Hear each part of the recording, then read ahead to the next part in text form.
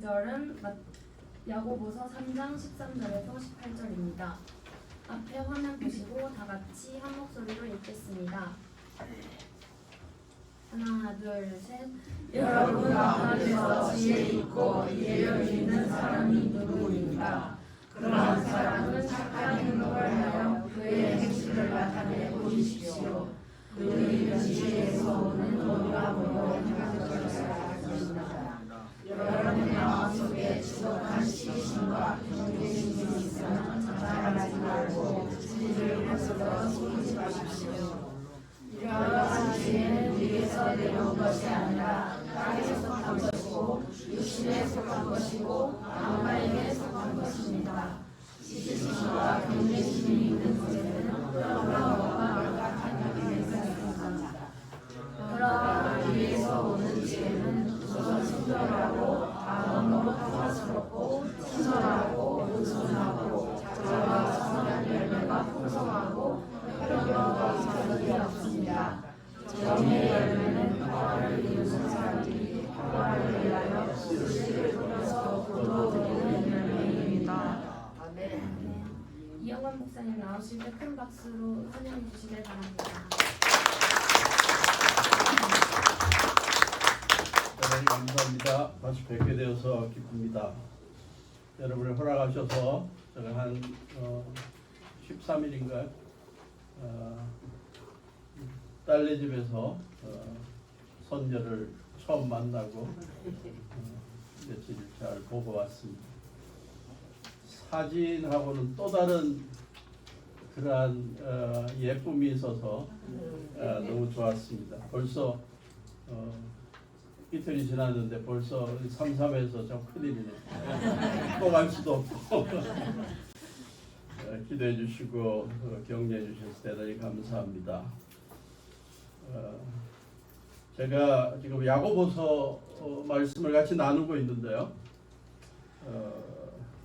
순서에 의하면 3장 1절부터 12절을 해야 되는 순서입니다. 근데 이 부분은 1장 19절 설교를 하면서 충분히 강조했던 본문이기 때문에 그냥 지나가고자 합니다. 성도들과 특별히 교회 지도자들이 말에 실수가 없도록 말을 조심하자라는 이 혀의 사용에 대한 교훈입니다. 그래서 여기서 그냥 지나가고 오늘은 3장 13절부터 18절의 교훈을 나누고자 합니다. 사도 야고보가 이 본문의 교훈을 제시하게 되었던 상황, 배경을 암시하는 구절들이 그 앞에 몇 개 있습니다. 3장 1절 보면 나의 형제 자매 여러분은 선생이 되려고 하는 사람이 많아서는 안 됩니다. 여러분이 아는 대로 가르치는 사람인 우리가 더 큰 심판을 받을 것입니다.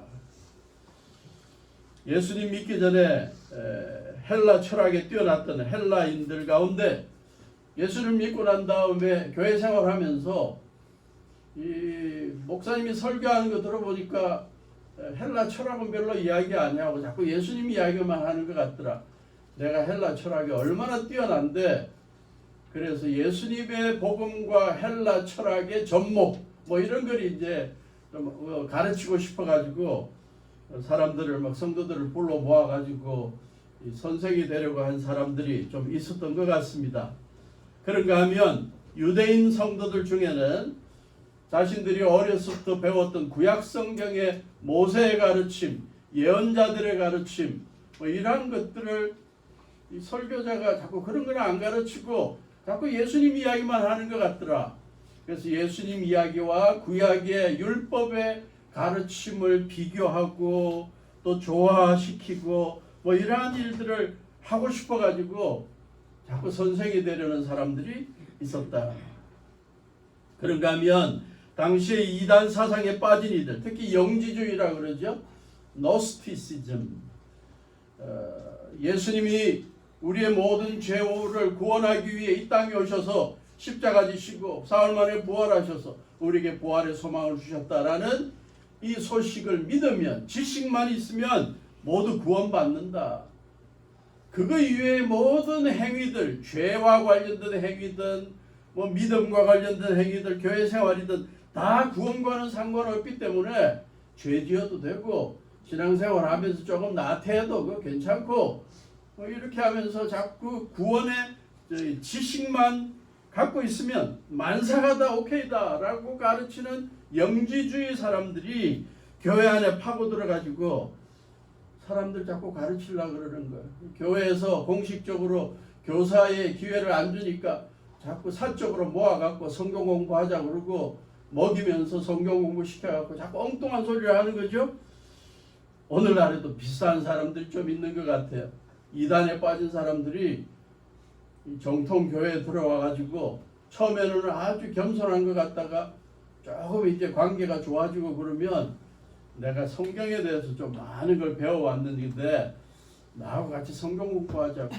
그 교회하고는 상관없이 따로 막 성경 공부하고 아니면 좋은 공부 성경 공부 잘 가르치는 단체 있으니까 같이 가서 공부하자 그러고 비유 공부하자 그러고 막 이런 식으로 해서 그런 사람들이 많이 있는데 아마 야고보 사도가 목회하던 곳에도 그런 것들이 좀 있었던 것 같아요. 3장 2절에 보면 또 다른 배경이 있습니다. 이들이 공적으로나 사적으로 선생이 되어서 복음을 잘못 가르칠 뿐만 아니라 성경 공부 잘해놓고는 자꾸 말에 실수를 해가지고 상처 주는 일들이 생겼습니다.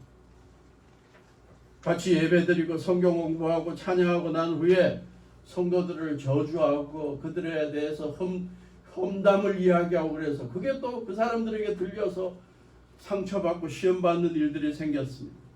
그래서 사도 바울이 선생된 자들, 자꾸 선생되려고 하는 자들 말 조심해라. 이어서 3장 14절부터 보니까 야고보 선생이 사도 야고보가 목회하던 곳에 교회에서 지도자의 역할을 하고 또 가르치는 교사의 역할을 하면서 시기심과 경쟁심을 갖고 사역에 임하는 자들이 있었다는 거예요. 그 표현해 보니까 지독한 시기심과 경쟁심을 가지고 자기를 자랑하는 시간을 다 보내고 하나님 말씀 가르치면서 진리를 거슬러 속이고 있는 사람들이 있다. 조심해라. 복음을 잘못 가르치고 거짓된 정보를 나누고 자신의 경험을 부풀리고 세상 학문들을 막 집어넣고 그러는 가운데 복음이 희석되도록 만들고 성도들이 혼란스럽게 만드는 그런 것을 보게 된 것입니다. 교회 안에서 지도자와 또 교사로 있으면서 지독한 시기심과 경쟁심을 가지고 자기를 드러내는 목적으로 가르치고 사역하고 있는 자들을 보면서 야고보 선생님이 중요한 교훈을 13절부터 18절에서 소개하는데 이들에게 공통적으로 필요한 것이 지혜로운 삶이다. 그래서 지혜로운 교사가 되라, 지혜로운 지도자가 되라고 강한 어조로 소개합니다. 수사적인 질문을 던지죠. 13절에 보니까 여러분 가운데서 지혜 있고 이해력이 있는 사람이 누구입니까? 라고 손들어 보라고 그랬더니 자기 자신이 교사도 하고 또 교회에서 중요한 역할을 하는 사람들이 이제 손을 들기 시작하는 거예요. 나를 빼면 안 되지. 또 어떤 사람들은 자꾸 자기를 추천해달라고 이제 저 사람이라 그렇게 이제 손짓을 기다리는 거예요.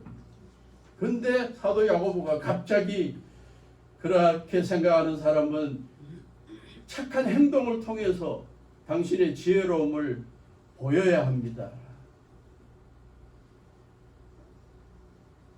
온유함과 겸손함 가운데 지혜롭게 행하는 모습을 통해 여러분들의 지혜를 이해력을 드러내야 합니다. 그렇게 가르치고 있습니다. 지혜에 대한 이야기를 하니까 갑자기 이야기 하나가 떠오르네요. 버전이 여러 가지가 있습니다. 그 가운데 하나, 조그만 경비행기를 타고 가는 네 사람이 있었습니다. 조종사에다가 그 다음에 우주과학자에다가 할아버지에다가 학생, 이 네 명이 경비행기를 타고 가는데 갑자기 비행기가 고장이 나서 추락을 하고 있습니다. 근데 그 비행기 안에는 낙하산이 3개가 있어. 그러니까 제일 먼저 이 조종사가 비행기가 추락하는 걸 알고 잽싸게 가갖고 나는 이 비행기의 주인이기도 하고 또 내가 앞으로 큰 제트 비행기를 몰아야 되니까 내가 먼저 내려가겠어 그러고 이 낙하산 하나를 가지고 그냥 내려가 버렸습니다. 2개 남았어. 두 번째 우주과학자가 말합니다. 나는 우리나라에서 제일 지혜로운 사람이고 똑똑한 사람이고 나라를 위해서 큰 일을 해야 될 사람이니까 내가 이 낙하산을 갖고 내려가겠어. 그리고 잽싸게 갖고 내려갔어. 이제 하나 남았어. 할아버지가 학생을 보더니 젊은 학생, 나는 살 만큼 살았고 당신은 아직도 살 길이 많으니 당신이 저 하나 낙하산을 갖고 내려가시오. 그랬더니 학생이 말합니다. 아니 할아버지 걱정하지 마세요. 낙하산 2개 남았습니다. 아까 그 지혜롭다는 아저씨가 갖고 내려간 게 제 배낭이에요. 지혜롭다고 한 자가 가장 어리석은 짓을 한다. 교회 안에도 그런 사람이 있으면 곤란하죠. 자기는 가장 지혜롭다고 생각하는데 딴 사람들이 볼 때는 배낭 갖고 뛰어내리는 사람처럼 행동하면 안 되겠다는 거죠. 사도 야고보는 오늘 본문에서 강조하는 것이 몇 가지가 있습니다. 지혜는 지식과 다르다는 거죠. 세상에 많은 학문과 지식을 가졌다고 해서 지혜로운 사람이 될 수는 없습니다. 자연적으로 지혜롭게 되지는 못합니다. 또 하나 지혜로운 사람이라는 것은 말과 가르침에 있는 게 아니라 지혜로운 행동에 있다. 지혜의 유무는 지혜로운 행동으로 증명되어야 한다. 또 하나 지혜롭다는 것은 지적인 능력이 뛰어나는 것을 말하는 게 아니다. 더불어 살아가는 사람들과의 관계가 좋다는 걸 말한다. 관계가 지혜로울 때, 관계가 좋을 때 그게 지혜로운 사람이라는 걸 말한다. 사도 야고보는 그것을 이 본문에서 누누이 강조합니다. 또 하나 중요한 것, 스스로 지혜롭다고 하지만 지혜를 가졌다고 하지만 지혜를 잘못 사용하면 자신뿐만 아니라 더불어 살아가는 사람들의 삶을 망치게 된다. 어려움을 빠뜨릴 수가 있다는 겁니다. 사도 야고보는 이어서 2 종류의 지혜를 대조시킵니다. 교회 안에서 성도들로부터 지도자들로부터 교사들로부터 볼 수 있는 2가지 종류의 지혜가 있더라. 그러면서 선택하도록 만듭니다. 첫째 종류의 지혜가 무엇입니까? 15절에 나옵니다.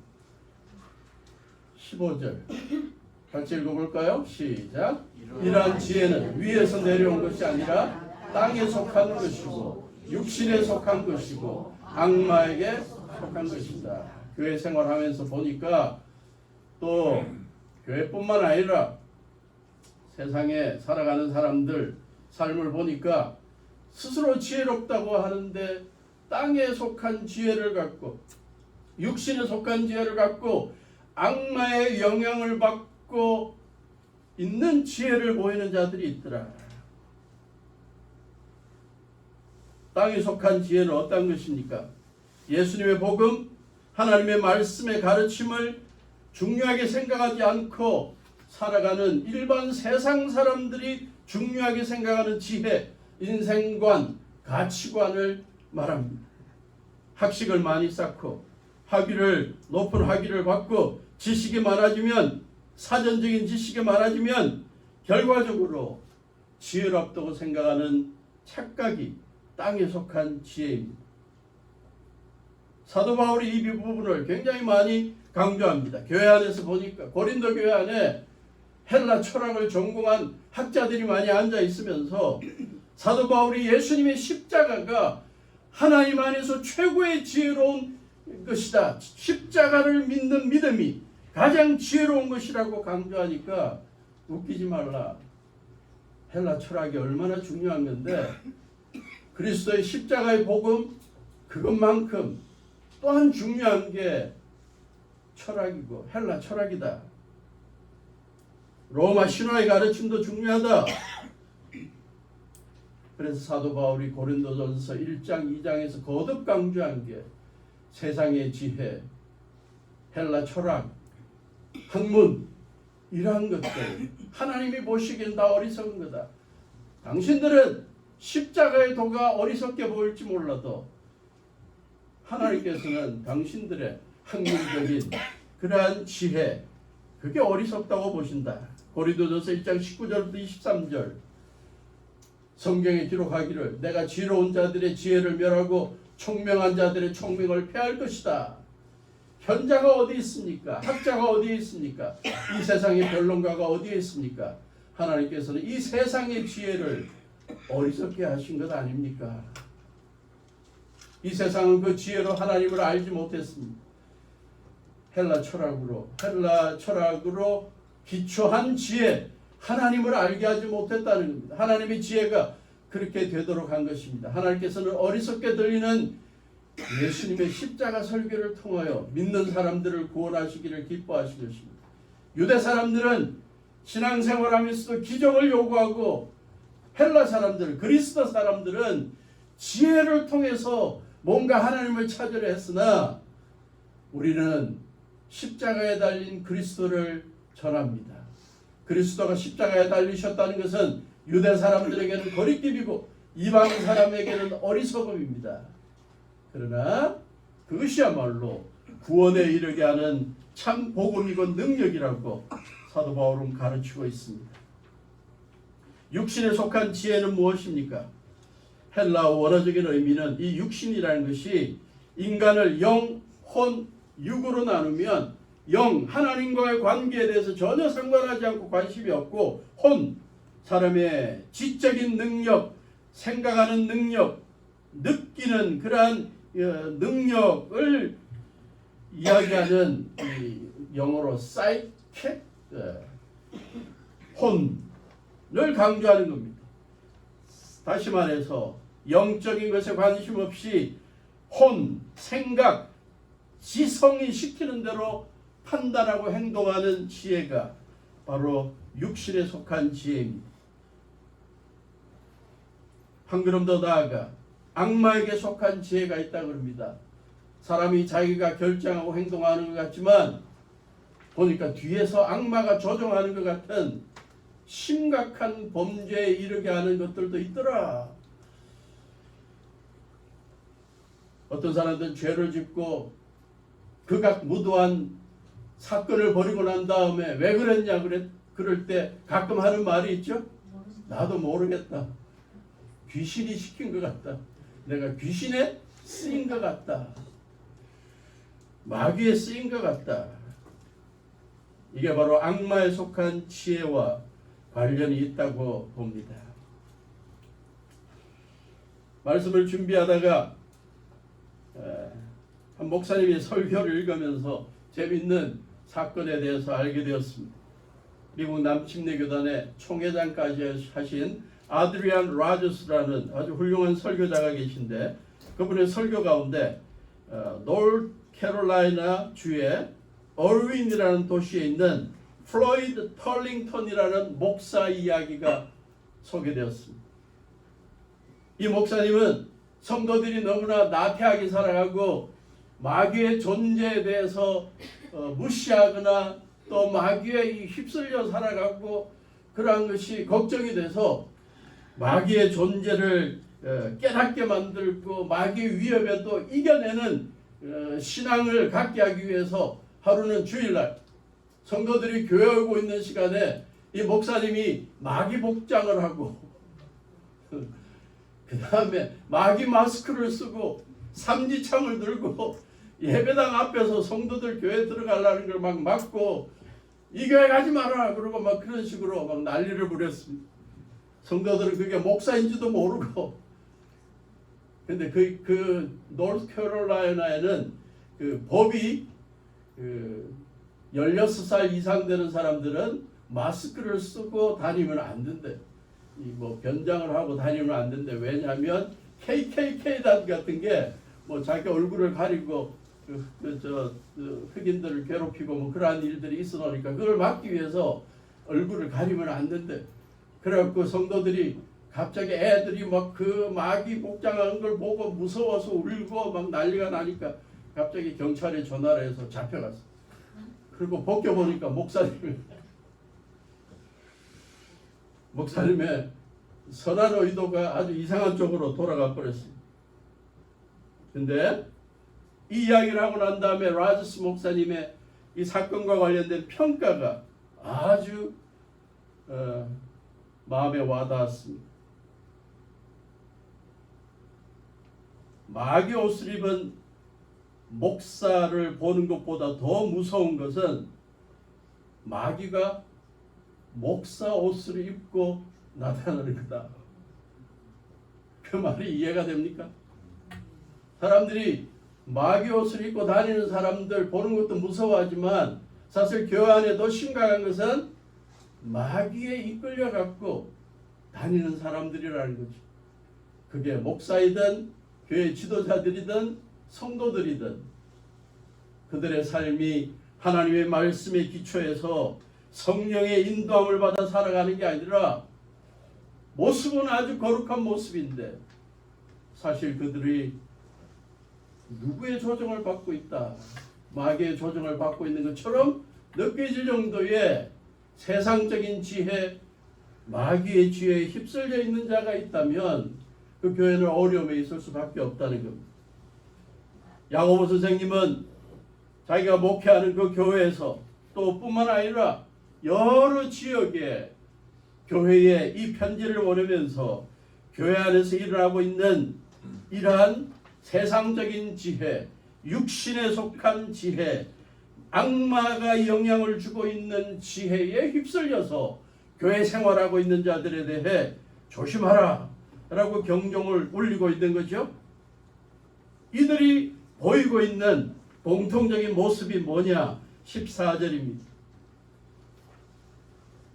땅에 속한 지혜와 육신에 속한 지혜와 마귀의 이끌림을 받은 지혜로 교회 생활을 하고 있는 자들로 말미암아 교회에서 이루어지고 있는 일은 14절 여러분의 마음속에 지독한 시기심과 경쟁심 때문에 서로 자랑하기가 바쁘고 서로 진리를 거슬리는 안타까운 부작용이 일어난다는 겁니다.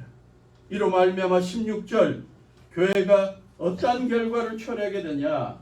시기심과 경쟁심이 있는 곳에는 혼란과 온갖 악한 행위가 있다. 교회가 혼란스럽고 서로 악을 행하고 있다는 겁니다.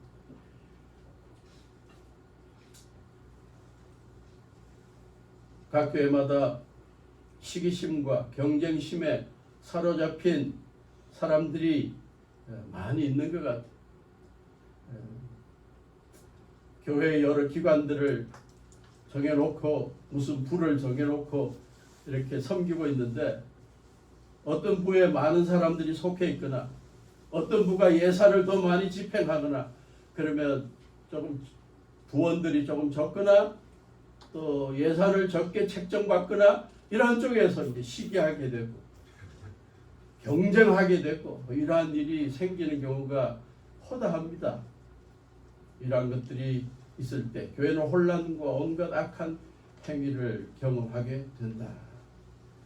우리 반포침례교회는 이러한 세상에 속한 악마에 속한 지혜가 통하지 않는 교회로 계속 유지될 수 있기를 간절히 축원합니다. 혼란과 온갖 악한 행위, 지독한 시기심과 경쟁심에 대해서 이야기하려면 참 많이 할 수 있습니다. 그러나 괜히 분위기 안 좋아질 것 같아서 제 초점을 여기에 두지 않겠습니다. 그런 이야기 자꾸 하면 이 거룩한 주일날 괜히 시험 드는 그러한 이야기만 듣고 갈 것 같아서 그냥 이 정도 하고 넘어갑니다. 그러나 어떤 교회는 심각한 교회들이 많이 있습니다.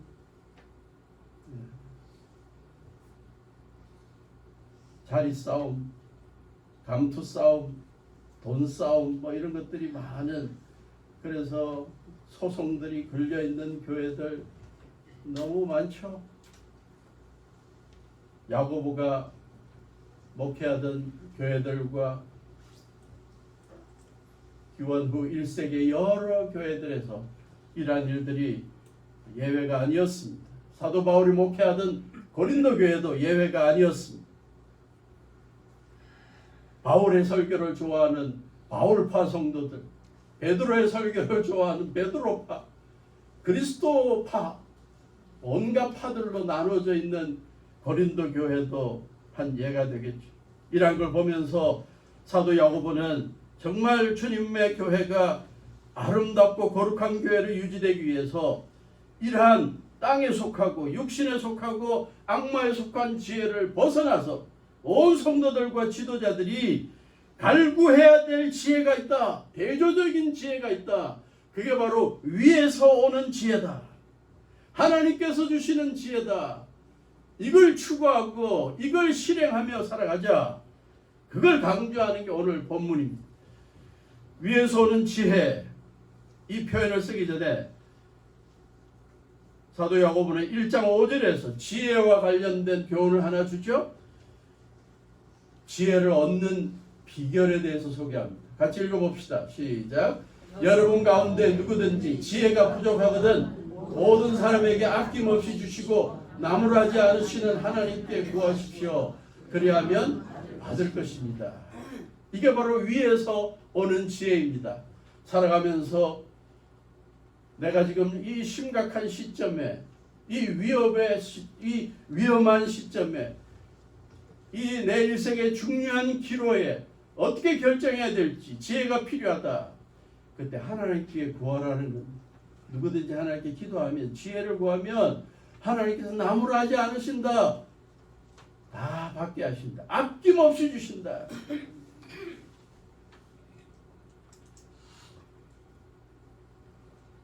애가 수학 문제를 풀다가 모르겠어.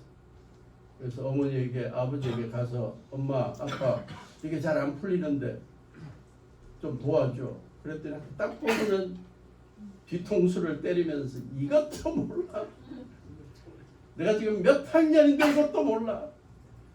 막 쥐어맞고 그거밖에 안 되냐. 뭐. 여기 보니까 하나님은 그런 분이 아니래요. 내가 지금 신앙생활을 몇십 년 했는데 아직도 그렇게밖에 못해. 하나님께서 그렇게 나무라지 않으신데 지혜를 아낌없이 주신다. 아무 말씀하지 않고 다 받게 하신다. 우리의 특권입니다. 구약에 하나님께 지혜를 구해서 받은 사람이 있죠. 솔로몬입니다. 열왕기상 3장 9절. 다윗을 이어서 위대한 아버지 왕을 이어서 왕이 되는 솔로몬이 기브온 성전에 가서 1000번의 제사를 드리고 하나님 앞에 기도할 때 너 뭘 줄까? 1000번의 제사가 끝나고 하나님 너 뭘 줄까? 뭘 구하냐? 그랬을 때 솔로몬이 뭘 원했죠? 이 많은 백성들을 내가 왕이 되어서 다스릴 때 나에게 필요한 것은 지혜입니다.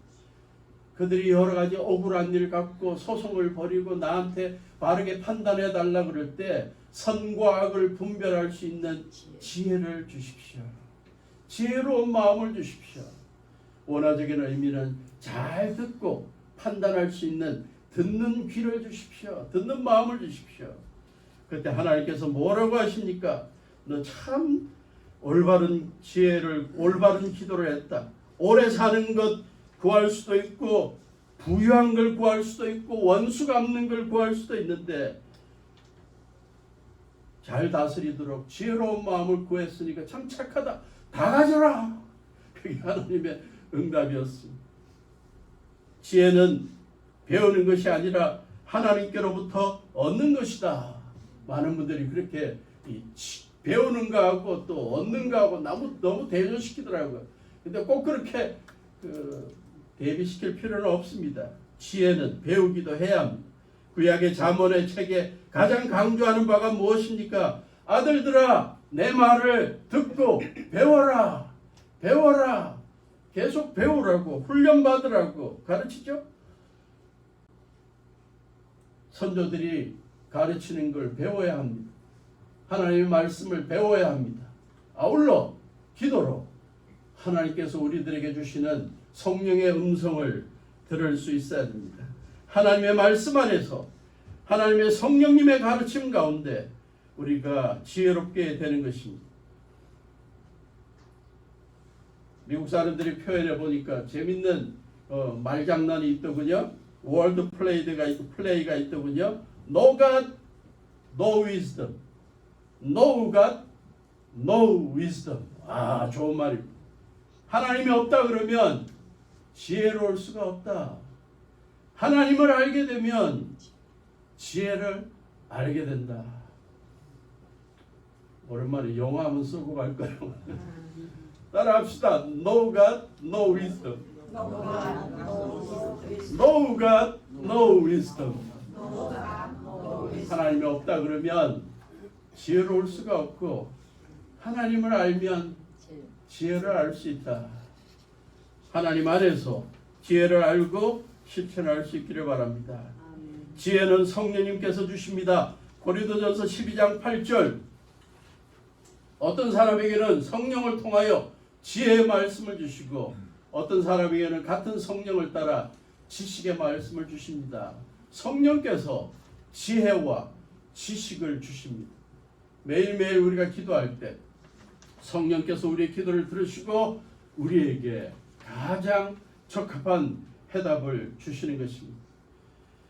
우리 반포 침례교회는 위에서 오는 지혜를 가지고 행동하는 선생님들, 목회자들, 지도자들, 성도들이 많이 있기를 바랍니다.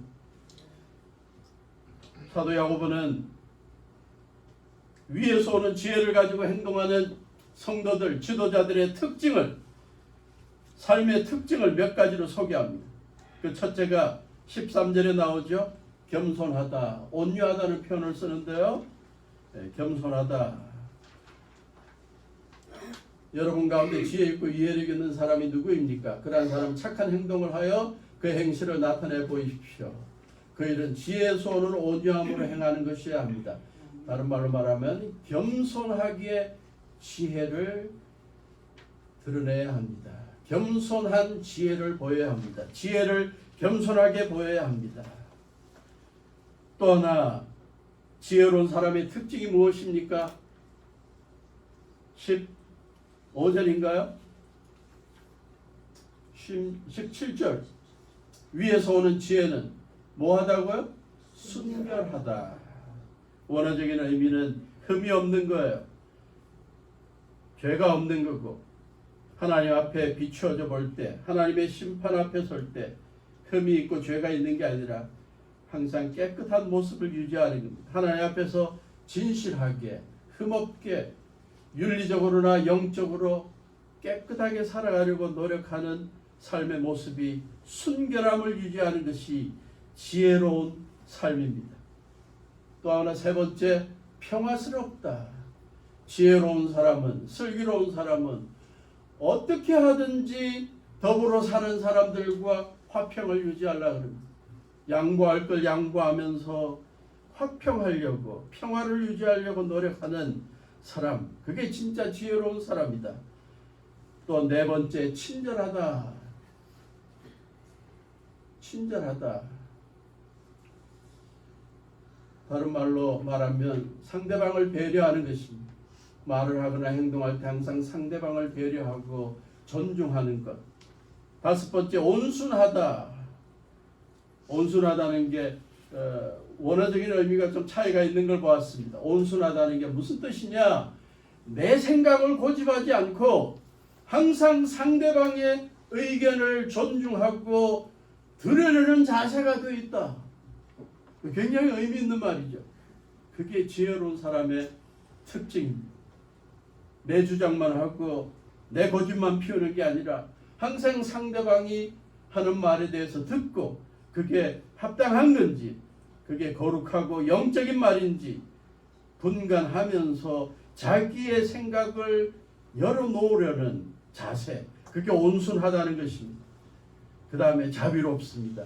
여러 가지 해석이 있을 수 있지만 가장 보편적인 해석은 남의 실수에 대해서 용서해 주는 거죠.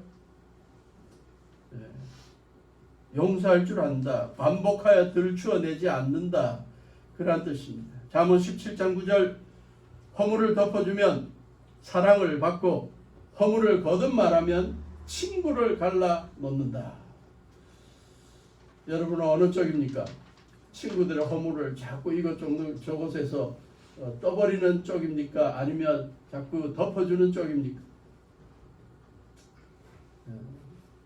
옛날에 우리 부모님들, 우리 조상들이 했던 전통 가운데 가장 안 좋은 전통, 어린애들이 자다가 오줌 싸면 키를 덮어쓰고 온 동네 방네 다니면서 소금 구해오더라. 너 어제 오줌 쌌구나. 쥐어박히고 소금 먹고. 그 얼마나 스트레스겠어요. 얼마나 상처겠어요. 덮어주는 전통이 돼야 되는데. 우리의 삶을 되돌아보면 우리 스스로도 허물 많고 부족하고 아직도 하나님의 나라 갈 때까지 고쳐야 될 게 얼마나 많은지.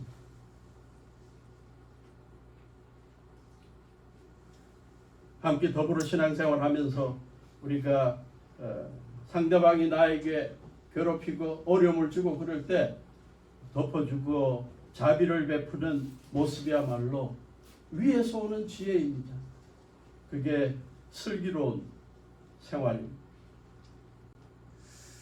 빌리 그레함 목사님과 그의 아내 루트 그레함이 하루는 차를 타고 가다가 어느 지역을 가는데 도로가 공사 중이었다고 합니다.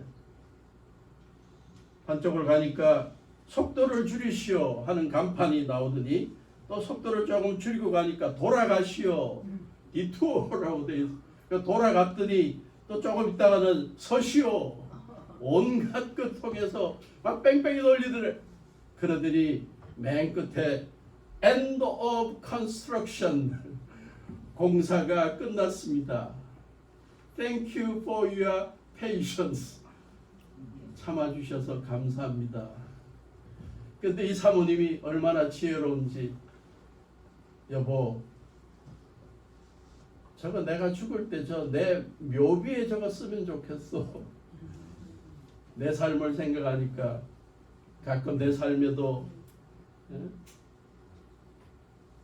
돌아가야 할 때도 있고 사람들로 하여금 세웠어야 될 때도 있고 속도를 줄이고자 할 때도 있고 많은 사람들을 불편하게 할 때도 있었는데 내 삶이 끝날 때야 내가 이제 완전해질 것 같은데, 그래서 결국 그분의 무덤에 저 묘비가 세워졌습니다.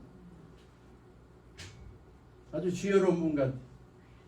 우리 모두가 다 아직도 공사 중입니다. 우리의 연세에 상관없이 주님 부르실 때까지 우리는 다 공사 중입니다. 사람들로 하여금, 더불어 사는 사람들로 하여금 마음의 아픔도 줄 때도 있고 눈물을 내게 할 때도 있고 답답하게 만들 때도 있습니다. 그러나 참아준 우리 가족들이 감사하고 성도들이 감사한 거죠. 우리가 그들로 하여금 참게만 하는 게 아니라 우리들도 참고 우리가 삶을 끝날 때 Thank you for your patience. 나를 많이 참아주셔서 감사합니다. 그러한 자비를 베푸는 자들 우리가 되면 좋겠습니다. 마지막으로 오늘 보니까 야고보 선생님은 위에서부터 오는 지혜의 또 다른 특징에 편견과 위선이 없다. 사람들을 대할 때 외적인 편견을 갖고 대하지 않는다는 겁니다.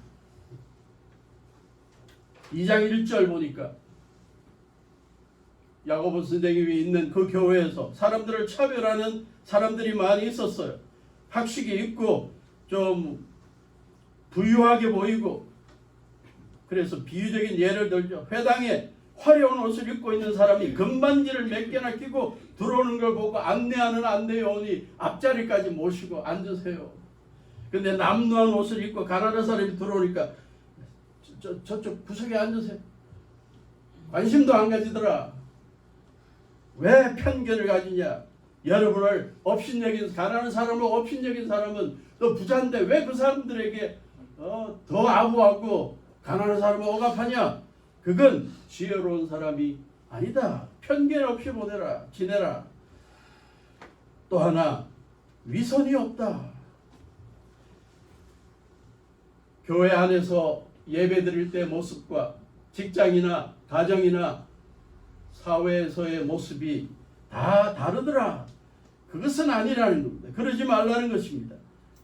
위선적인 모습 없이 있는 모습 그대로 서로 대하고 있는 모습 그대로 서로 섬겨주자. 고대 그리스의 연극 공연에 요즘은 연기자들이 많지만 고대 그리스에서는 어떤 연극을 하면 연기자가 2명이나 3명밖에 안 된다 그럽니다. 그리고 거기에 연극에 등장하는 수많은 인물들에 대해서 한 사람이 6명 정도나 7명 정도 역할을 다 한대. 그래서 한 사람이 그때마다 옷도 바꾸고 마스크도 다 갈아가면서 그렇게 연기를 한 게 고대 그리스의 연극이라 그럽니다. 그래서 거기에 연기하는 자들의 이름을 뭐라고 불렀냐? 위선자라고 불렀대요. 그래서 위선이라는 말이 헬라에서 왔는데, 히포크레트, 헬라에서 왔는데, 처음에는 연극 배우들, 자꾸 이렇게 마스크 갈아 쓰고 사는 사람들, 교회 사람들은, 성도들은 주님 앞에 나올 때 마스크 쓰지 말자. 자꾸 가려서 다른 모습으로 나오지 말고 하나님 앞에 나올 때마다, 성도들 앞에 나올 때마다 나의 부족한 모습 그대로, 죄인된 모습 그대로, 그러나 하나님의 은혜를 갈구하는 모습으로 다 용서받고 용서해주는 사람으로 나와서 서로 자비를 베풀고 서로 주님 사랑 고백하고 주님의 사랑을 나누는 그러한 사람으로 교회 생활하자. 그게 지혜로운 삶이라는. 그래서 이러한 지혜를 실천하는 사람들이 만들어낸 결과가 18절이래요. 정의로운 교회래요. 정의의 열매는 평화를 이루는 사람들이 평화를 위하여 그 씨를 뿌려서 거두어들이는 열매입니다. 위에서 오는 지혜를 실천하는 사람들로 말미암아 교회 공동체는 정의롭게 되고 어느 누구도 상처받는 사람이 없고 서로 화평한 공동체가 될 수 있다. 우리 반포 침례교회가 이러한 교회로 유지될 수 있기를 바랍니다. 저희 설교가 쉽게 하려고 노력했는데 그래도 어려웠던 것. 죄송합니다. Thank you for your patience. 그런데 이 본문을 너무 쉽게 소개한 유진 피터슨의 메시지 성경이 있습니다. 그 부분을 읽고 마치도록 하겠습니다. 같이 읽습니다. 시작. 지혜롭다는 평가를 듣고 싶습니까? 지혜롭다는 평판을 쌓고 싶습니까? 여기 여러분이 할 일이 있습니다. 제대로 살고 지혜롭게 살고 겸손하게 사십시오. 중요한 것은 여러분의 말하는 방식이 아니라 사는 방식입니다. 야비한 자십은 지혜가 아닙니다. 스스로 지혜롭다고 뽐내는 것도 지혜가 아닙니다. 지혜롭게 보이려고 진실을 왜곡해 말하는 것도 지혜가 아닙니다. 그것은 지혜와는 한참 거리가 멉니다. 그것은 짐승같이 약삭빠르고 악마같이 교활한 속임수일 뿐입니다. 여러분이 다른 사람보다 더 낮게 보이려고 하거나 다른 사람을 이기려고 할 때마다 이런 엉망이 되고 서로 멱살을 잡는 것으로 끝나고 말 것입니다. 참된 지혜, 하나님의 지혜는 거룩한 삶에서 시작됩니다. 참된 지혜의 특징은 다른 사람들과 평화롭게 지내는 것입니다. 참된 지혜는 온유하고 이치에 맞으며 자비와 축복이 넘칩니다. 하루는 뜨겁고 다음 날은 차갑고 하지 않습니다. 겉과 속이 다르지 않습니다. 여러분이 서로 평화롭게 지내고 품위와 예의를 갖추어 서로를 대하려고 노력한다면 여러분은 하나님과 바른 관계를 맺고 사는 건강하고 튼튼한 공동체를 세우고 그 열매 또한 맛보게 될 것입니다. 처음부터 이거 읽고 끝나버렸으면 좋겠는데 정말 귀한 풀이죠. 우리가 이대로 살아가는, 그래서 아름다운 평화로운 반포 침례교회로 계속 쓰임받게 되기를 주님의 이름으로 축원합니다. 아멘.